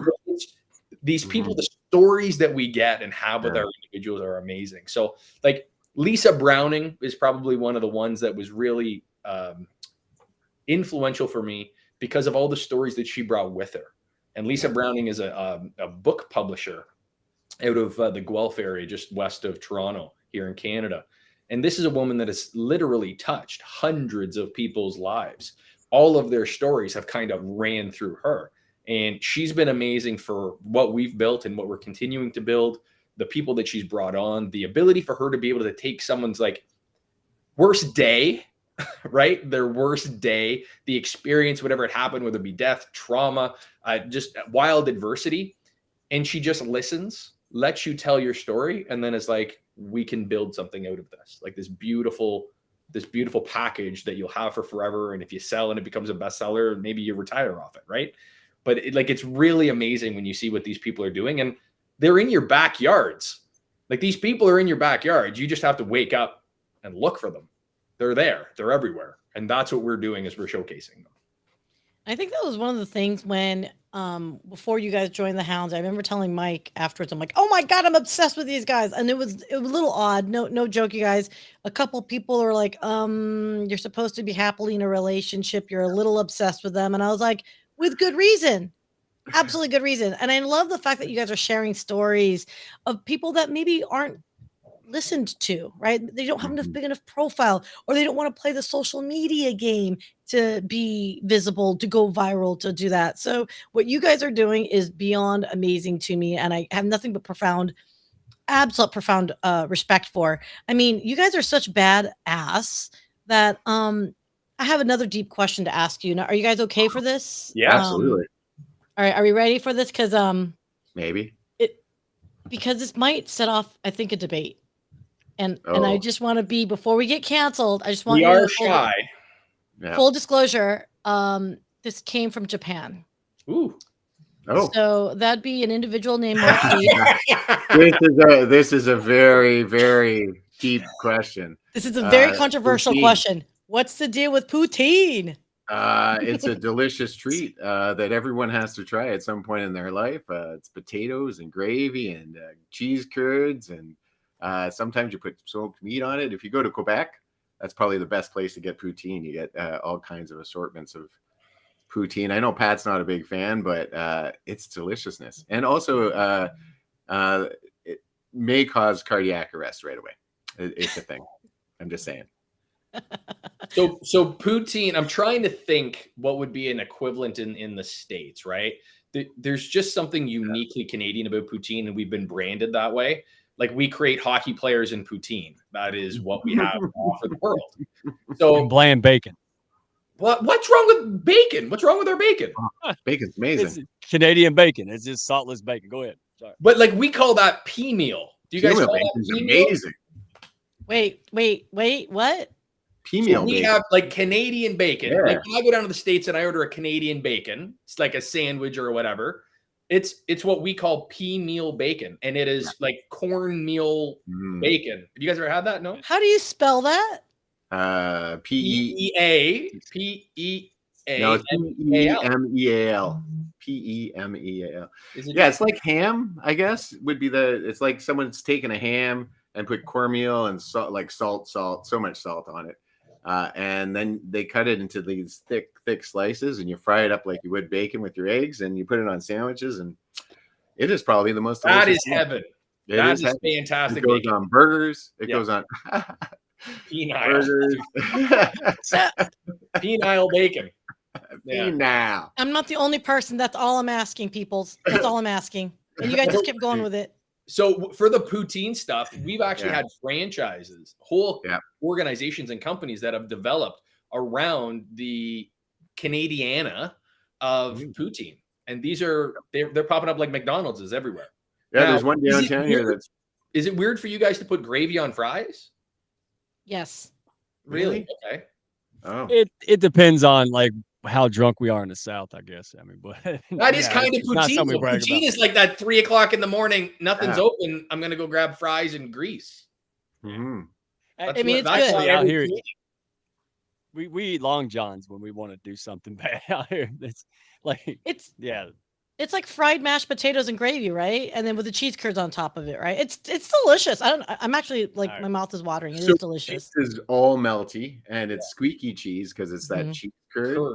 And gravy is always like a really good gravy. There's actually we have a place downtown here that has 130 different kinds of poutine. You name what you want on it, and they make it. Yeah, there's some scary ones as well, but some of them are delicious. So when you say scary, are you talking about spicy? Spicy, very spicy. Like if you went to, I don't know, purpletonguehotsauce.com and checked out Michael Corvair. Am I saying it right? Corvair. Oh my God. He's your friend, you guys. Corvair. Yeah, if you check him out, he has the hottest, deliciousest sauce ever. I can't wait to taste it again. I have a whole box of it at home. Yeah. I'm pretty excited. So I guess I'm a little confused on that when you say it's delicious. So when you say hot sauce, because like no one thinks of hot sauce and Canada being of that genre. Ooh, so talk to me about that a little bit more, Goose. Are you saying that our Canadian hot sauce isn't as good as your American hot sauce? Is that what you're trying to say? Not saying it's not good. Not saying it's not good, but you know what it's making me think of? Shots fired. Shots fired, with Sizzling Summers. Yes. What a segue. I like it. I like it. Teamwork makes the dream. All right, who wants to talk about it? You talk about it, you boys, because we met. So, I could find Purple Tongue hot sauce for you. Paula Dean is watching, or like Guy Ferrari is watching this. Go ahead.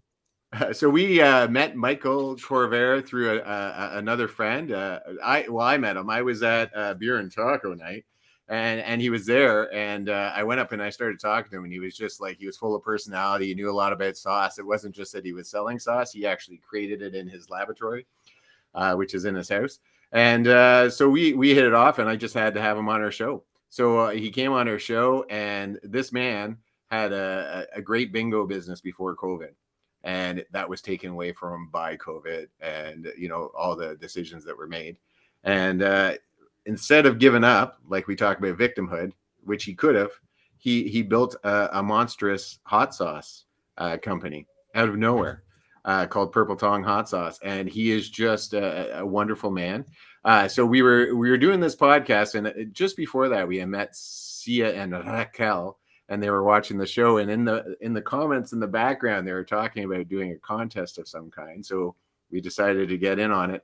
And it's grown a bit. We have other podcasters that want to get in, and we're going to do eat some chicken wings. We're going to watch Pat cry. It's going to be beautiful. I can't wait. There are 5 levels of hot sauce, starting with 2, going all the way to level 8, which is off his scale. Like it's a 8 out of 5 is what he has. But no, I've had a few of them. They're delicious. They all have taste and flavor. There's one that's like a maple kind that's delicious. And I can't wait to see Pat cry. That's really why I'm doing it. So Jackie, her post there is no hot sauce for me, mild all the way. So I've said this and it started off as a joke, but now it's like really hitting home in my home life. Like mayonnaise is spicy for me. So the thought of doing an 8 out of 5, like there's a pretty good chance that I'm not looking forward to the 28th. The 27th looks like I might get through it. The 28th is going to be a problem, I think. So, Hey, this Go is up on why the 27th. this is why you didn't have me on, because y'all know the rednecks can handle this. And all I got to do is take a Zyrtec or allergy medicine, and I dominate. That's why I wasn't there. So I understand. I won't be needy, great baby, greedy baby. I would just No. destroy the whole thing. Hey, needy baby, greedy baby, you can absolutely participate. I told you you're round 2, as in this was first round of advertisements, and then we're going to do another round next week and say, guess all the additional creators are going to join us. So we have a certain individual from Japan that, where is he suddenly quiet? Mr. Mark Reed, where are you, Zen Sandwich? Yeah. He's going to be joining us. So Mike, you'll be joining us. And where's Chris? Chris, we're going to get Todd over at Walking Tall Movement to join us. Wait. So this is going to be a part. And Jody Lamb, she's already not joining us, but she's joining us. Yeah, anyone else that wants to participate, there is a link. And Rocky, if you can get that link into the chat for me, you can buy the same hot sauces we will be trying. And we'd love for you all to join us together. So, they say what power in numbers. I love it. So Yep. you guys, let's do it. Let's make it a sizzling summer. And let's make it and it is truly international. We are internationally tasting sauces together. So let's do it. So I have to shoot back That's here. the only guy I was worried about. That's the only guy I was worried about, because he's over here drinking that sake and eating that spicy fish and stuff. Yeah, he might give a redneck a run, man. We got to see. Go ahead. Sorry, there's a delay on my end now. Well, no. So I got yeah. Tammy Fisher here throws into the comments. I got to rebuttal this. She goes, "Oh my God, I'm so disappointed, Patrick. You're white bread. I like flavor. Flavor's lovely. I don't want to die after a meal. Like when you go in and you eat and you're just like, I don't want to do that. There's nothing about that that's fun, that's friendly. No, I will handle flavor. I don't want to melt into my seat. That is not part of a well-balanced diet." You gotta understand. Okay, you gotta understand something. I grew up Thai, from Thailand. We had a meal. If you weren't crying during the meal, we just didn't have a good meal. It's that heart racing. Family. That's it's that heart racing of energy and excitement. What's that thing it's called? Some tocin or whatever. Come on, it's a great rush. Ugh. Live a little. Yeah, and Mike's sauces aren't all about the heat. Like the purple tongue hot sauce, they have a lot of flavor. It's like a flavor heat, not so much just like a burning hot sauce. So it's not the bomb, is what we're saying. Is thank God, because that's disgusting. No, it's not. It's so tasty. And by the way, I think someone in Portland, Oregon, in the He's is trying to represent, because right now Constance is the only West Coaster. I was trying to get my other counterpart not on this, Ben Baker. He's like, hell no. So Susanna, we need you and Janice to represent Oregon, you guys, because I know you guys can do it. No. Oh, Tammy has a response to you, sir. Oh yeah, she had to do. Nice. Thanks. Yeah. Yeah, actually, hey, I'm going to spoil it here. Sia is also the one to worry about, because she's the one that walked into the polar bear plunge water in February without blinking, and I could hardly do it in April.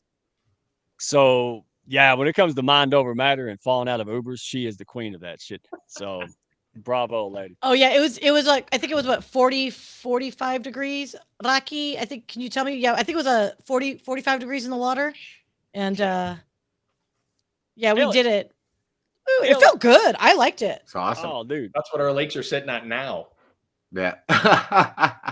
I gotta listen to some, like, Viking music or something and get my, like, head all up in the middle. I Oh, can't just do it. You just, like, walked in like it was nothing. I'm like, it's such an amazing "Yes." I did it in January in Halifax, and it was amazing, right into the ocean. It was beautiful. That you feel so Oh, man. exhilarated after and so alive.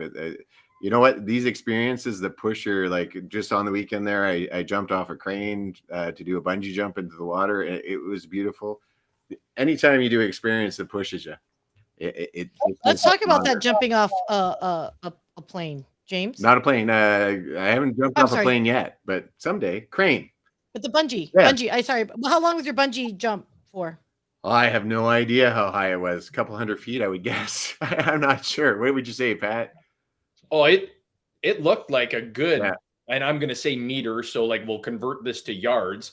But sure. like you're a football field, 70, Yeah. 80 Oh, yards. yeah. Definitely. Yeah. And I jumped off and went sailing. And to tell you the honest truth, I was just reacting. I don't remember anything. It's up on Soaring Profits. If you want to watch it, you can watch the whole jump.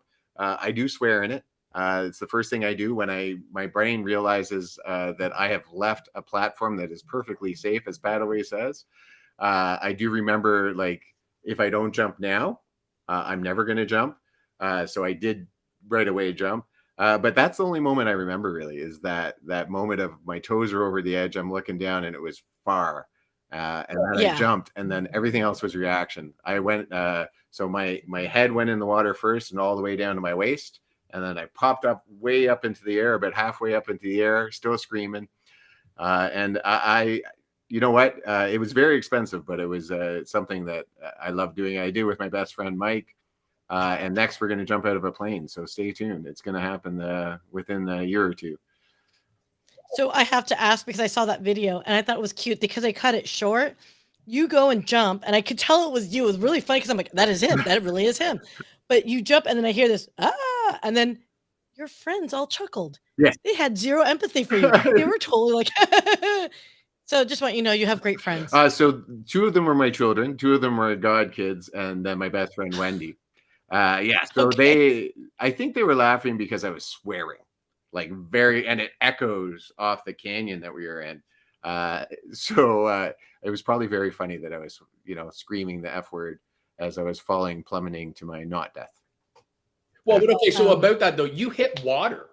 Yes. Like when I watched it afterwards, that was something that I'm like, is that supposed to happen? Yes, it was. They ask you, do you want to hit the water? I'm like, oh, absolutely.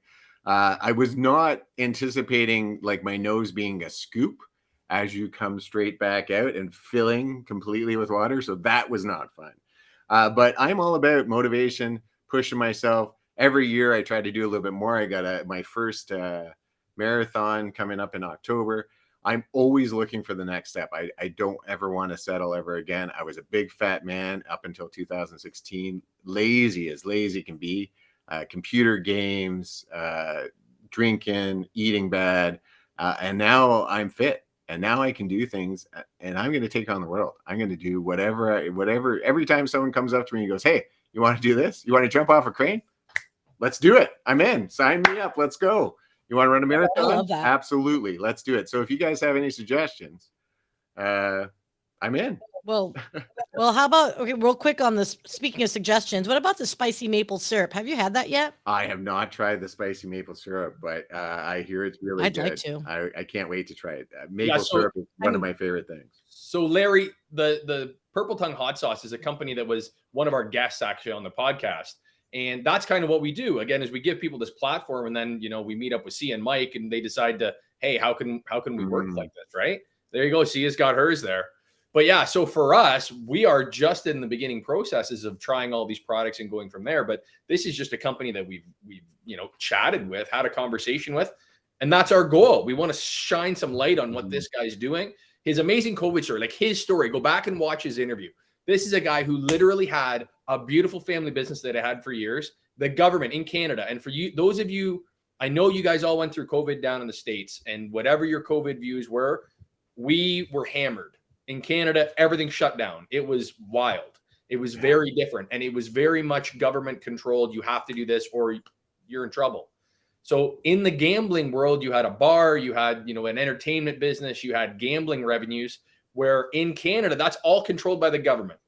Down in the States, you can do that. You can hold those things very differently, but they're all licensed here. So this guy was literally over a barrel. He had no hope. He had no chance. And he pivoted.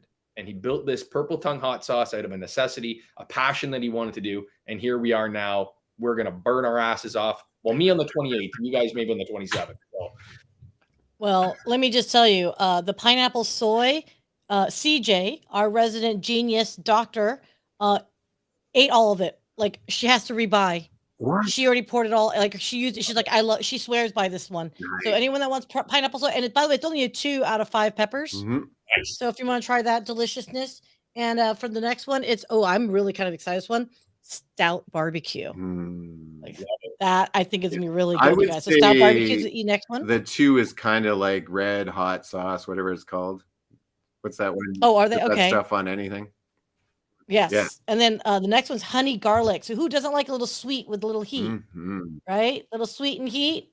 Yeah. And then this is where now then it goes to oh, how cute and delicious too. Now it's gonna done straight up, you know, My ass. mess with you.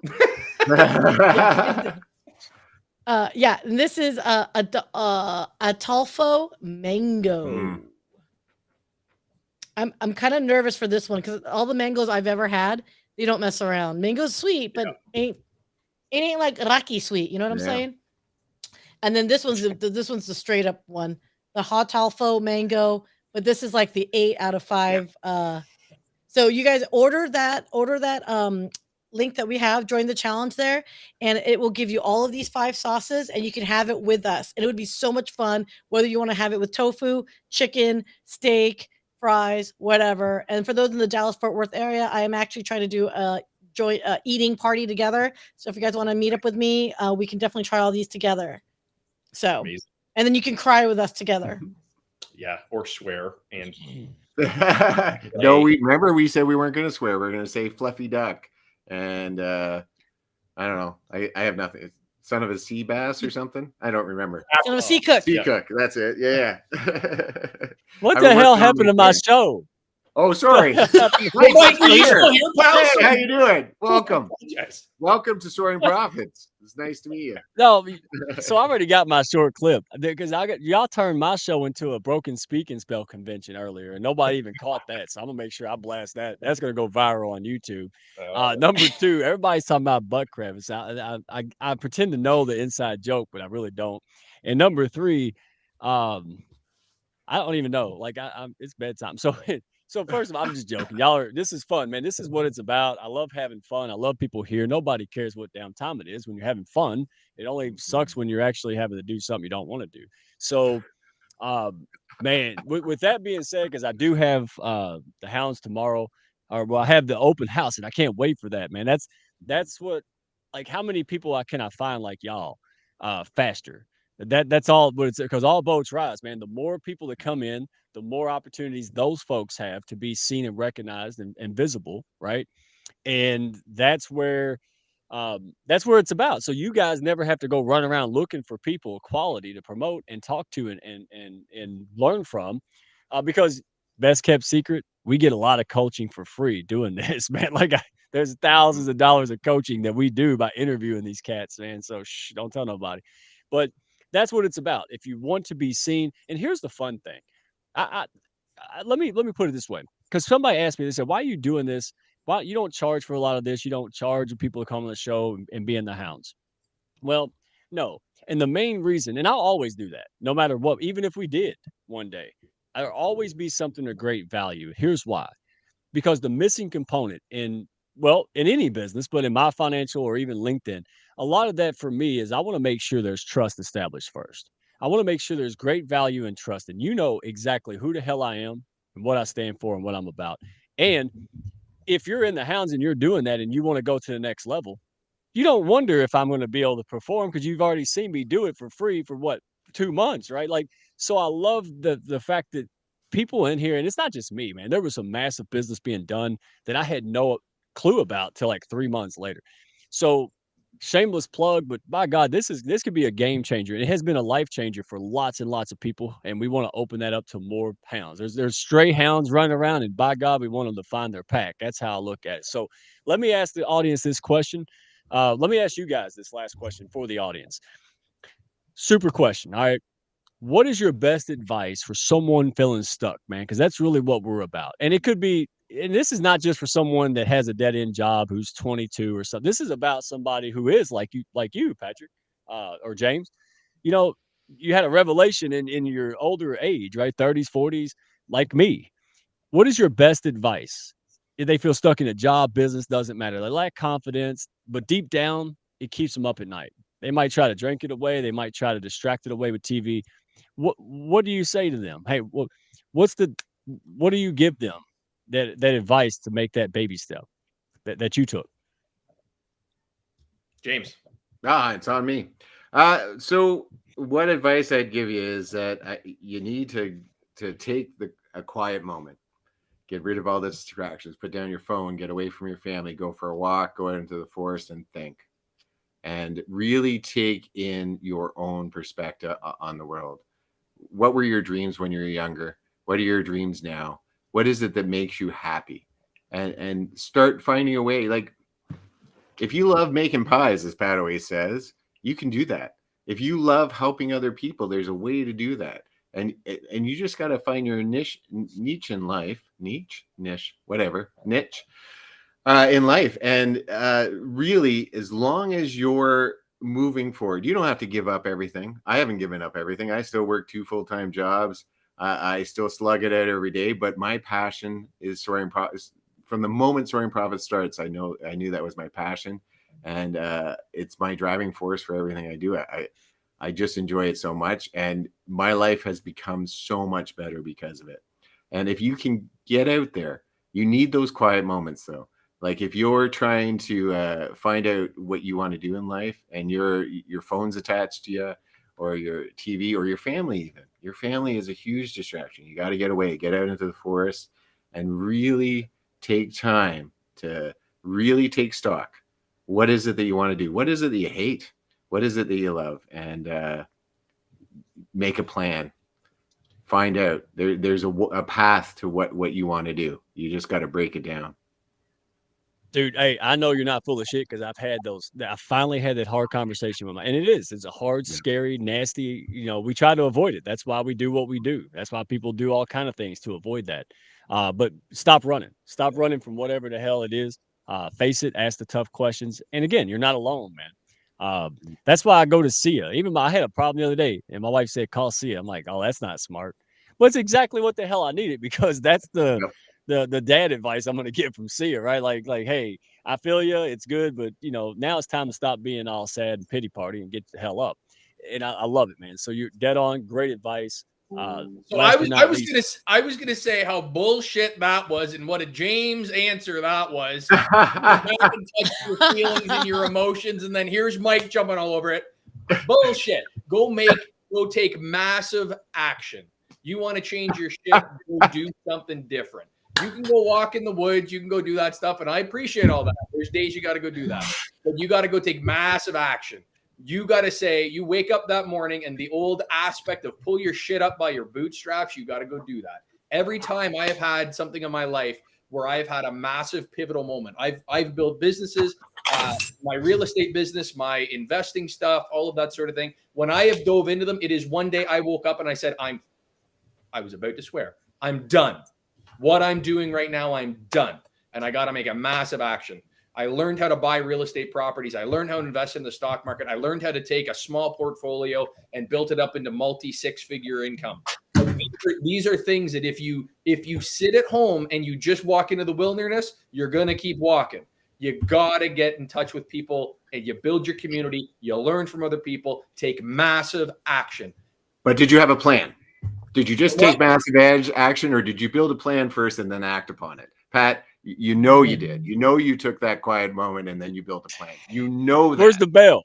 Look, hey, part two. It's like Rocky versus Apollo Creed. That's what the hell is going to happen next week, maybe. So you're right.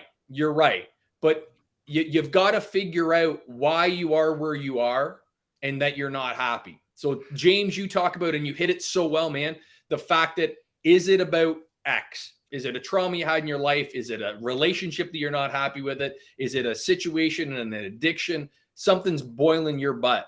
Where are you in that? And then you got to go, how do I fix it? And when you fix it, you don't have to solve it all in an afternoon. But if you can realign your pole and decide that's my new vision, that's my new path, fuck, things just tend to fall into line. You can't not swear. You're absolutely right. I agree. Mike, I just want to say, bud, before you cut us off, being part of the Hounds and being on your show and having you with us has been an absolute delight. You and Sia are a wealth of knowledge. You've helped us out so much. You've lifted us up like you lift others up. And I couldn't imagine another group that I would want to be a part of. You guys are so supportive, and every time you guys comment on the things we do, it's love and it drives us forward. And what you've built here, Mike, is revolutionary. And I hope that people watching get that, because you know what? There is no Soaring Profits without the Hounds right now. There really isn't. You have lifted us up. Damn, man. Dude, I thank you. I just wish you said it earlier before everybody left after that Etch-a-Sketch bit you did. But no, I'm joking, dude. Hey, we feel the same about you guys. And again, it's not just a love fest, man. This is real shit that we're talking here. Yep. Even see us, every now and then, throws a Care Bear stare out there, and that's hella progress, right? So, yeah, dude, that's it, man. Come join the party. Show up tomorrow, Thursday, 1 p.m. Eastern. All of our friends across the pond, I'll give you access. Don't worry about it. But all boats rise, right? So see, it stole that from me, even though it's been around forever. You guys are amazing. Love your. Yeah, you did. Fight, yeah, but, fight, hey, fight, fight, fight, fight, fight. I'll call an Uber. Okay, so don't make me. Don't make Let's see this. No, but honestly, okay, so if I could just interject a little bit here, because one of the things that has attracted me to all of you guys in general is the fact that it's relationship first. Mhm. And I like that. Yes, we're all on LinkedIn. Yes, we're here to make connections and all that stuff, because ultimately, at least I know for you guys, we still got to eat, people. We still got to make an income somehow, somewhere, somehow, right? Like, so yes, I get the Soaring Profits isn't designed to do anything more than just simply you guys just had a great epiphany and you're just highlighting, like, with your Care Bear Power Stare skills. But ultimately on LinkedIn, I love that. Like, I just love the Care Bear Power Stare. Like, what you guys have built with that, I love that. I'm gonna make shirts. Yeah.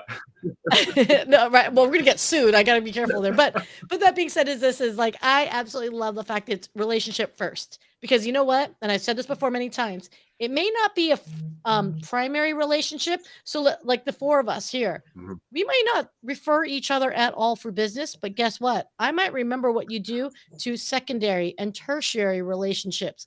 And that is the one that matters, is because you guys, I literally launched my business in January, basically starting over after separating from my partner. And you guys, I am like all over the place because of the Hounds and everyone like you guys going, you need to talk to Sia. And let me tell you, I'm so grateful for it, but it's proof it works. You don't have to sell your soul in social media algorithm game to do business and build genuine relationships. And that's why the Hounds matters, and it's different. Right.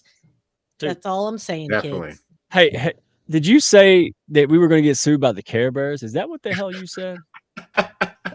Well, my Care Bear Power Stare, and then also as a female, sometimes when I go like this, it's kind of like wildly like maybe offensive to individuals. So I gotta be careful. You got great wings. Dude, like even if Oprah and Papa John's, like the Care Bears, dude, I would put that on my refrigerator so quick. Like, here's my cease and desist order from like Lionheart. Oh, totally. So anyway, I think they're Mattel, you guys. I'll have to Google it. I'll let you know. Like, there's nothing that tickles me more than to get sued by major corporations. I'll let you know. Vicious litigators, teddy bears. As Pat says, sometimes bad news is good for you too. So if Care Bear starts suing Soaring Profits, might not be a bad thing. As long as the actual suit wearing bear is there. Like that's the how do you plead? Well, hell, I'll plead guilty. You show up, actually throw a star at somebody. Shit, like I'm good with that. Like I, I'm gonna take a picture with you before I go to jail. Can I do that? Like that. Anyway, all right. Right on the Hey, bear where he touched you. What? Hey, Tammy said we can't be Care Bears. It's trademarked, so got to pick a different animal. I'm like, well, what about the hounds? Care hounds. Well, see, then I'll accidentally say Huckleberry, and then we'll get in trouble again. So, like, Yeah. I just don't We need to gotta talk. s- Maybe I just need to draw pictures, show them. I don't know. So, hey, we had fun. Everybody has fun. I think it's past the care. Whatever's bedtime. So, hey, you all had fun. And round two, tell us in the comments later on. We'll see this.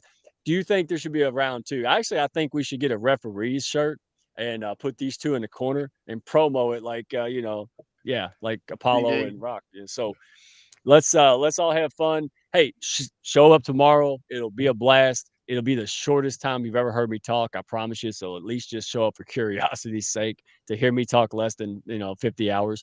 But hey, appreciate you guys. Love you all.